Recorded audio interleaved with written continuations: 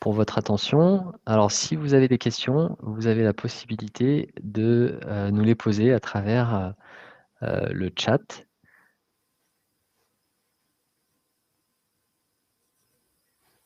Alors effectivement, juste pour compléter par rapport à ce qu'on s'est dit et par rapport à cette démonstration, Arender, effectivement, c'est un viewer qui s'ouvre à travers le navigateur. Et c'est l'une des capacités justement de permettre en fait d'accéder à tout type de contenu sans avoir à installer quoi que ce soit sur le poste utilisateur. Et ça, c'est l'un des points clés. Alors, on a une première question de Lilian Martin. Comment peut-on customiser Arender? Alors ça, j'imagine que c'est une question pour toi, Romain. Oui, je peux y répondre. Alors, c'est quelque chose qui fait partie du produit depuis le début, la possibilité de déjà activer, désactiver des fonctionnalités au besoin.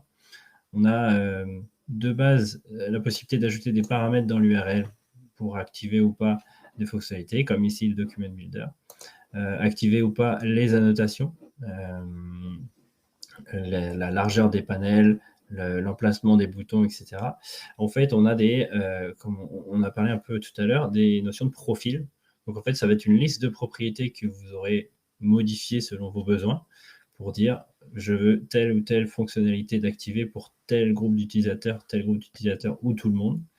Donc, des fonctionnalités en un.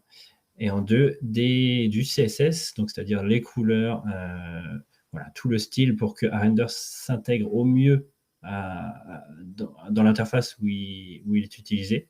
Donc c'est souvent, voilà, on a souvent tout un CSS qui est choisi par les GED ou les GED spécifiques, etc. Et Arender va s'intégrer dedans simplement par modification de CSS, donc voilà, des classes et des choses des couleurs, etc., des boutons qu'on peut tout à fait modifier au besoin. Alors, on a une autre question, toujours de Lilian Martin. Comment gérez-vous le stockage des annotations, notamment dans le cadre d'une migration documentaire d'une ancienne GED vers une nouvelle?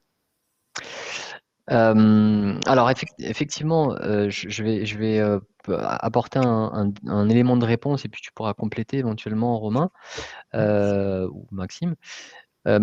Alors, il faut savoir aujourd'hui que la notion d'annotation au sein d'Arender, alors c'est un layer, hein, je pense que tout à l'heure vous avez pu le constater en cachant ou en affichant les annotations, c'est tout simplement un layer qui vient se superposer au document qui est affiché. Alors, ces annotations, elles se matérialisent en termes de stockage en GED par, c'est un fichier, tout simplement, c'est un fichier XML qui est au format XFDF, alors qui est une norme qui respecte le standard qui est mis à disposition par Adobe pour la gestion et le stockage des annotations dans les documents PDF, justement.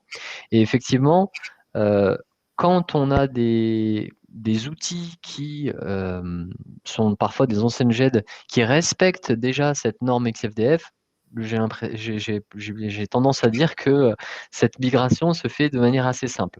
Et l'avantage, effectivement, de stocker ces informations-là au format XFDF, qui est un standard, c'est que on a la connaissance, cette connaissance, elle est partagée, elle est accessible sur le net, et cette information-là, qui aujourd'hui existe dans Arender, elle a la possibilité d'être portée, donc cette notion de portabilité entre différentes GED, et elle est accessible à travers les différentes applications, que ce soit d'anciennes ou de nouvelles GED. Oui, et je me permets de compléter dans l'idée où voilà, on a à l'origine en fait Arender, c'est une intégration sur des technologies IBM Finet. C'était un de nos premiers besoins. Et en effet, dans cette GED-là qui existait, des annotations existent dans un autre format propriétaire IBM. Et finalement, on a en place par défaut, pour ce type de GED-là, des convertisseurs d'annotation. Donc finalement, on va pouvoir plugger un render dessus et se dire, OK, on reste dans ce même format d'annotation à l'ancienne, c'est sécurisé, enfin, ça me sécurise plutôt de telle manière que voilà, je ne change pas de format d'annotation. On peut aussi dire, je fais une migration d'annotation, donc en Big Bang, en utilisant par exemple notre autre produit Fast2, et les API de migration, de conversion, c'est des API qui sont partagées entre Fast2 et Render, donc c'est des choses qui sont tout à fait prouvées. Et la dernière possibilité, c'est une migration à la volée. Donc finalement, on met un render sur la GED et c'est à la consultation où un render va convertir à la volée les annotations en XFDF et les stocker dans le nouveau format. Donc voilà, ça peut être différents moyens, mais il faut vous dire que depuis le début du produit, on est tout à fait aguerri sur ce genre de migration et de projet. Si je peux me permettre du coup de prendre le relais, Romain, sur la prochaine question de Sam Fecto. Oui, la réponse est oui. Tu en as parlé un petit peu, Romain. C'est historique. C'est dû également à notre héritage d'intégrateurs sur les technologies Finet dans un premier temps et IBM ensuite, suite au rachat en 2007. Il faut savoir qu'on est le premier partenaire européen depuis plus de 20 ans d'IBM. Donc, fatalement, on a été amené à évoluer, à travailler sur les technologies d'IBM et de mettre des connecteurs en place. Aujourd'hui, on a des connecteurs à render en natif sur Content Manager, sur Content Manager on Demand, sur même les versions un peu plus anciennes comme Image Services ou Panagon, et sur évidemment la suite P8 depuis la 3.0 si ma mémoire est bonne, jusqu'à les versions un peu plus actuelles. C'est toujours le premier partenaire d'Arondor sur la partie édition et sur Render notamment, celui où on compte le plus de clients actifs, notamment dans la banque assurance mutuelle, sur le marché français et international, et je l'ai dit, sur l'ensemble de la gamme de produits, et notamment P8.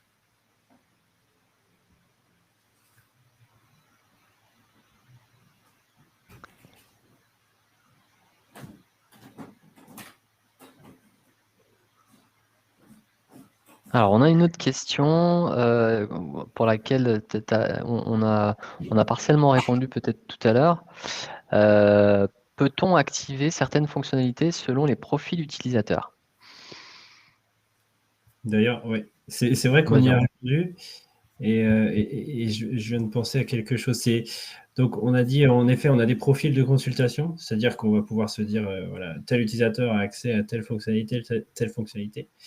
Et il faut aussi, je n'ai pas précisé, se dire qu'on peut gérer ça de manière très sécurisée, c'est-à-dire en interrogeant la GED sur sa sécurité. Et finalement, on va déporter la sécurité comme sur la GED. Donc, on va en fait ne pas ajouter une complexité, ne pas ajouter une nouvelle sécurité. Et en fait, en fonction des utilisateurs, des métadonnées et de la sécurité, on va pouvoir directement configurer un render pour tout le monde. Donc, l'utilisateur qui n'a pas tel droit n'aura pas le droit de voir les utilisateurs, de voir les annotations, pardon. L'utilisateur qui n'a pas tel droit ne pourra pas modifier les annotations, ne pourra pas découper, créer des documents. Donc finalement, ça, c'est aussi une flexibilité hyper importante dans l'idée que en fait, on se plug sur une GED et on respecte la sécurité qui est déjà existante. Tout à fait.